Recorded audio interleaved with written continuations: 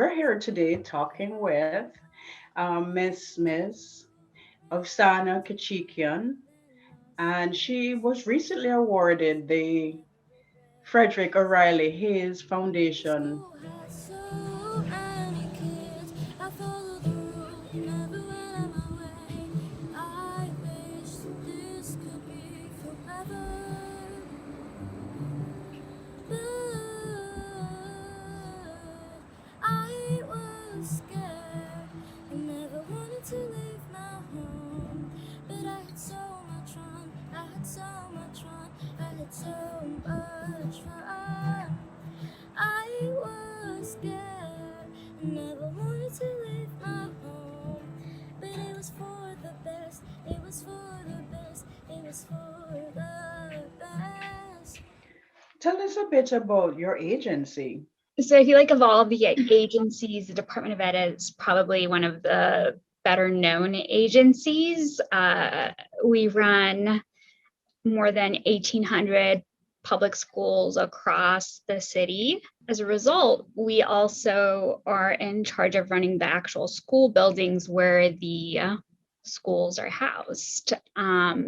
What we don't do, though, is we don't necessarily run childcare. Mm-hmm. However, at the peak of the pandemic, I'm taking you back to March when the death toll was quickly starting to rise in New York City, and where it became evident that we would have to close down the city in order to minimize the spread of the virus that we knew very little about at that time. Mm-hmm. There was a lot of debate as to whether we should at that time close schools. One side of the argument was, well, of course we need to close schools. Mm-hmm. Children can bring home the virus from the school and spread it to those who are at risk. While the counter argument there was we can't close schools because essential workers rely on schools for childcare. Mm-hmm. And if we close down schools, then essential workers can't report to work. Now, essential workers includes everyone from those in healthcare positions, doctors, nurses, respiratory therapists. It also includes mass transit operators. It includes those who work at grocery stores who genuinely just keep the city running. Mm-hmm. And so the challenge we were posed with is that we need to figure out a way to come up with a system where we offered childcare very, very quickly, Mm-hmm. that we would be able to close schools. And because the Department of Education had access to the facilities and the school buildings, this challenge kind of landed in our laps. We had under a week, 6 days, to figure out how we were going to create an entire system of childcare for essential workers in school buildings because schools had closed. Mm-hmm.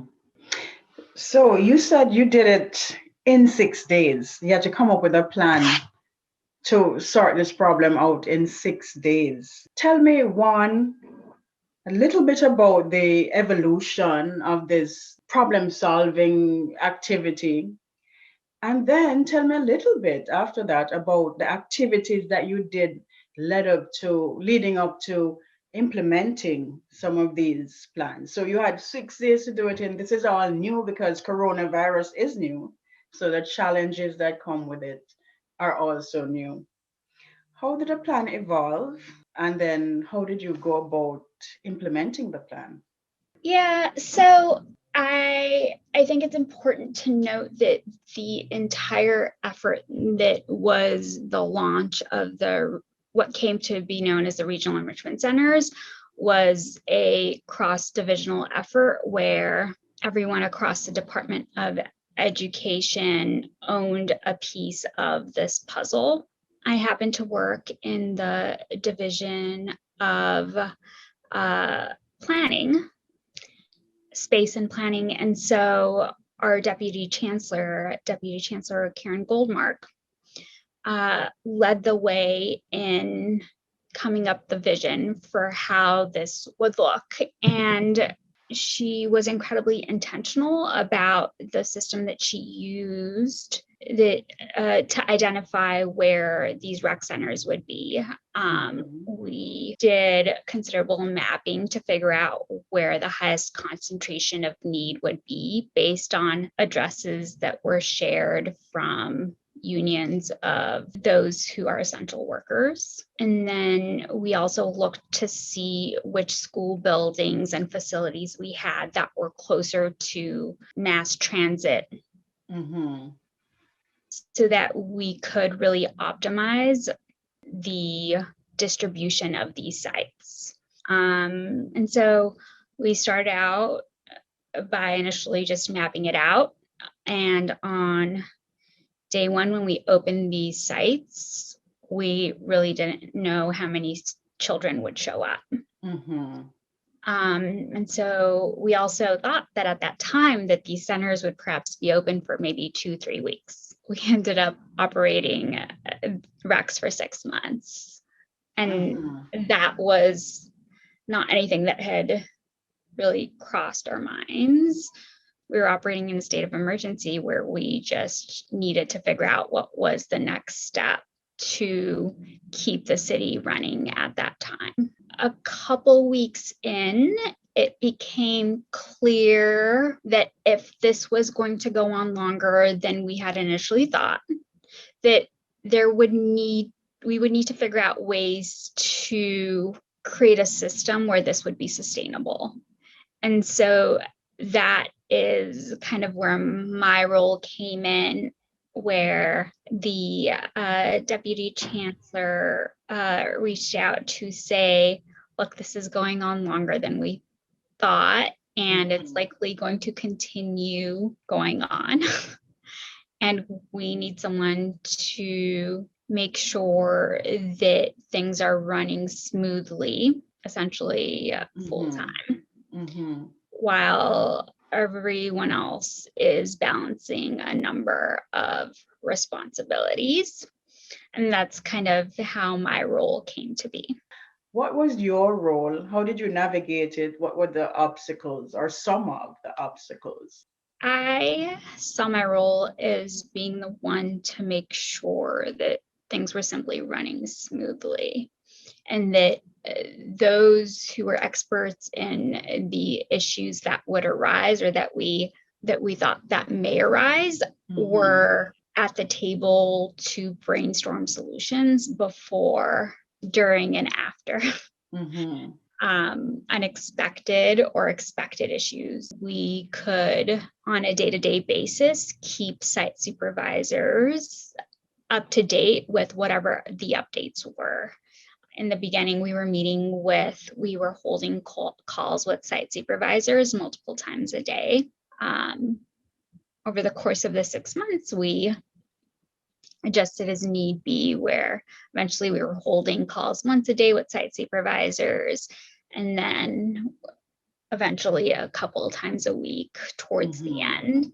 But there were moments where I would stop and just kind of soak it all in awe, because never have I seen government function in the way that I saw it function during the operation of regional enrichment centers. First of all, I think what is incredibly noteworthy is the fact that the Deputy Chancellor insisted, Karen Goldmark insisted that she was present during every single call with site supervisors. It was incredibly important to her that she was aware of what the needs were, so that she could then advocate to the powers that be to ensure that we were getting the site supervisors what they needed to ensure that children and staff were safe. we really needed to rely on this level of brutal transparency to an extent that was unconventional, to ensure that those who were running the sites were comfortable sharing with us what their struggles were, what their concerns were, what the issues were, so that we could together brainstorm solutions, often live on these calls. So you talk about your role as being ensuring that everything happened smoothly. That was your role as you saw it. What skills do you think, or what are your strengths that you think this level of, I'd say, facilitation, and pushing, what strengths of yours did that draw on to ensure that things got done the way they should get done? I think at the core, what I've done a lot of throughout my career is program management across a range of different roles that I've held. My philosophy is always to kind of minimize roadblocks by thinking about what we think will go wrong and doing everything we can to avoid that happening. The initial approach that was used, however, this was my first time involved with a pandemic. And so there were things that were predictable and there were things that weren't. And so I had to rely heavily on those who were experts in each of the different areas of support that we needed. Deputy Chancellor Goldmark kind of became the face of regional enrichment centers. She took ownership of the project and was incredibly involved in making sure that she was advocating in every way that she can to make sure children were safe and that staff felt safe and supported. As someone reporting to her, that level of commitment and that level of compassion that she showed was incredibly inspiring, not just to me, but I think also to those who were at the site serving as our supervisors, who were on these calls every day, were witness to this. What we kind of ran on was what the Deputy Chancellor has named many times, right? Where it was a project that we were committed to run on common sense. And so if whatever the bureaucratic system to secure whatever we needed didn't make sense, then we needed to figure out a way around it. And that's what we did. Right. And it sounds simple. It's generally not how things work.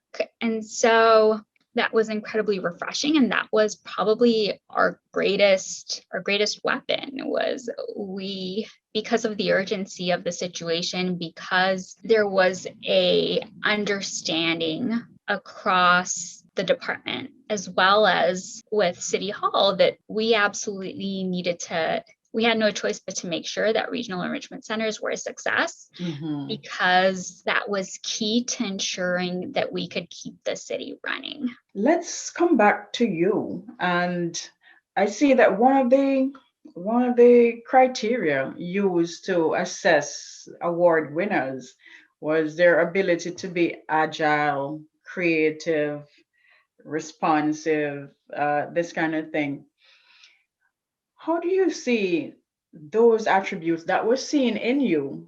Maybe you don't use exact words to describe your process or how you operate, but how do you see those applied to another innovation? What area would you like to go into, and then how you see those kind of skills helping in that regard?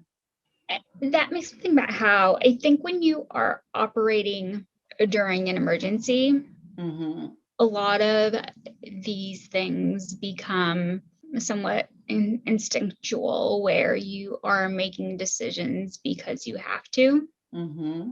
With Rex, there was an understanding across all of those who are involved where we're going to make calls sometimes, we're going to be wrong about them, we'll come back to the table and figure out what we need to do differently. But we simply did not have the luxury of time to sit there and sometimes figure out what we think would go right and what we think would go wrong. Mm-hmm. Long term, something that I think is a byproduct of the pandemic is the integration of technology in education. Mm-hmm. Right?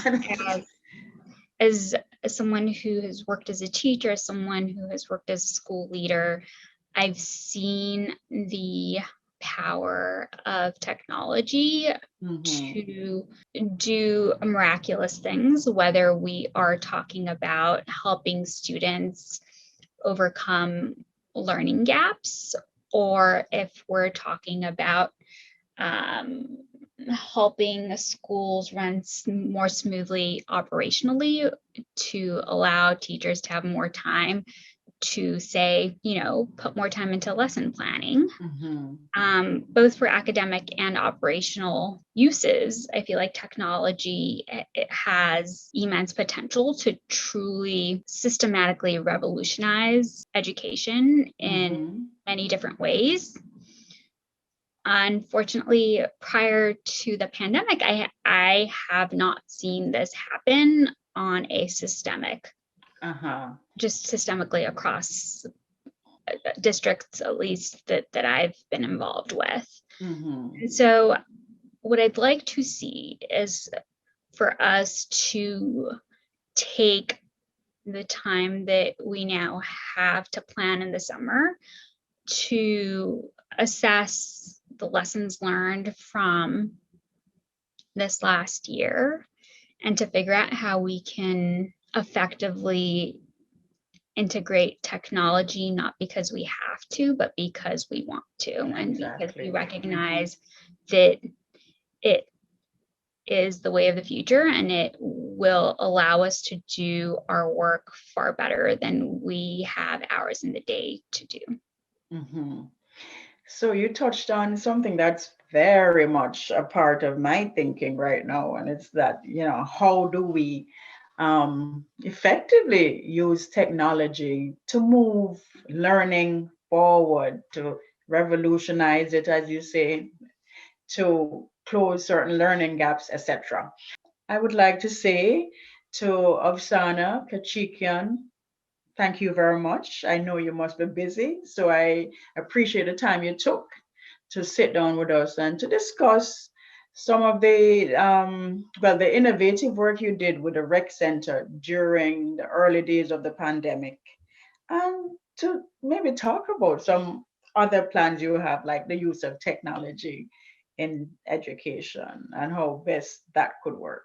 Thank you so much. It's been a pleasure getting to know you and to learn more about the work that you've been doing in disaster research. So I look forward to hearing your thoughts on what you've learned about Rex and how you feel it fits into the best practices that you've seen with disaster work across not just New York City, but across the world. I know a lot of your research has been international. Eager to see what your next steps will be.